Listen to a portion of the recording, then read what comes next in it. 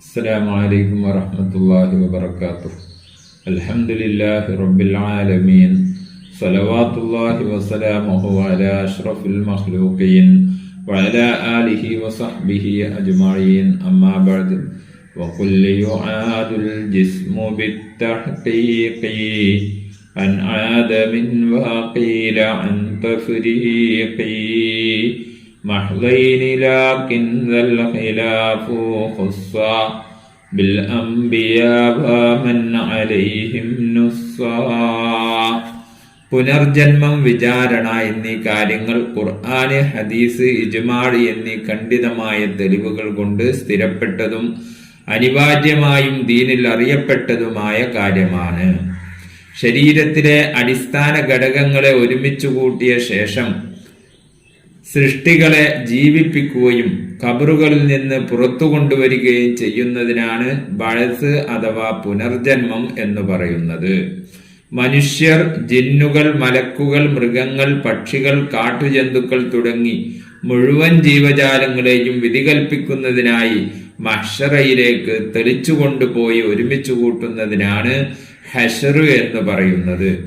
ആദ്യമായി പുനർജന്മം നൽകപ്പെടുന്നതും ആദ്യമായി മഹ്ശറിൽ എത്തുന്നതും ആദ്യമായി സ്വർഗപ്രവേശം നേടുന്നതും നമ്മുടെ നേതാവായ മുഹമ്മദ് റസൂലുള്ളാഹി സ്വല്ലല്ലാഹു അലൈഹി വസല്ലമ തങ്ങളാകുന്നു.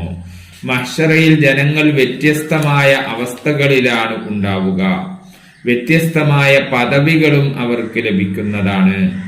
ജനങ്ങളിൽ ചിലർ വാഹനം കയറിയവരായിക്കൊണ്ടാണ് മഹ്ശറയിലേക്ക് വരുന്നത്. എന്നാൽ ചിലർ നടന്നുകൊണ്ടും വേറെ ചിലർ മുഖം നിലത്തിട്ടിരിച്ചുകൊണ്ടുമാണ് മഹ്ശറയിലേക്ക് വരുന്നത്. മഹ്ശറയിലേക്ക് പുനർജന്മം നൽകി അയക്കപ്പെടുന്ന ശരീരം ദുനിയാവിലുണ്ടായിരുന്ന അവന്റെ യഥാർത്ഥ ശരീരം തന്നെയാണ്, അല്ലാതെ അതിന് സമാനമായ മറ്റൊരു ശരീരമല്ല. ഇനി ഈ മടക്കപ്പെടൽ നടക്കുന്നത് ശരീരം മുഴുവനും സമ്പൂർണമായി ഇല്ലാതെ ആയതിനു ശേഷമാണോ, അല്ല പൂർണ്ണമായും ഛിന്ന ഭിന്നമാക്കപ്പെട്ടതിന് ശേഷമാണോ എന്ന വിഷയത്തിൽ രണ്ടഭിപ്രായമുണ്ട്. അതിൽ ശരിയായ അഭിപ്രായം ശരീരത്തിന്റെ മുഴുവൻ ഭാഗങ്ങളും പൂർണ്ണമായും നശിച്ചതിന് ശേഷം അള്ളാഹു അതിനെ പുനരുജ്ജീവിപ്പിക്കുന്നു എന്നതാകുന്നു. ഈ വിഷയങ്ങളിലേക്കാണ് വരുന്ന വരികളിലൂടെ മഹാനായ ഇബ്രാഹിം ലഖാനി റഹ്മത്തുള്ളാഹി അലൈഹി വിരൽ ചൂണ്ടുന്നത്.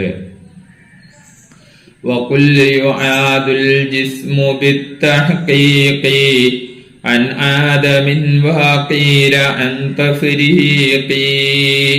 وَقُلْ, നീ നിന്റെ മനസ്സിൽ വിശ്വസിച്ചുകൊണ്ട് പറയുക, യുആദുൽ ജിസ്മു, ശരീരം മടക്കപ്പെടുന്നതാണ്, അഥവാ അള്ളാഹു മരിച്ചുപോയ ശരീരങ്ങളെ പുനർനിർമ്മിക്കുന്നതാണ്.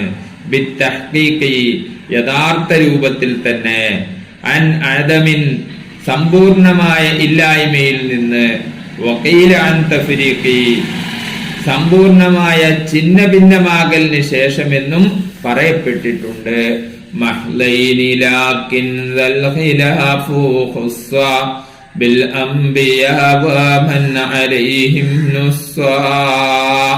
മഹ്ലൈനി, സംശുദ്ധമായ നാശവും വിട്ടുപിരിയലും, അഥവാ ഉണ്മയുടെയും സംയോജനത്തിന്റെയും യാതൊരു ചുവയുമില്ലാത്ത രൂപത്തിലുള്ള നാശത്തിനും വിട്ടുപിരിയലിനും ശേഷമാണ് ശരീരത്തിന്റെ ഈ മടക്കപ്പെടൽ ഉണ്ടാകുന്നത്.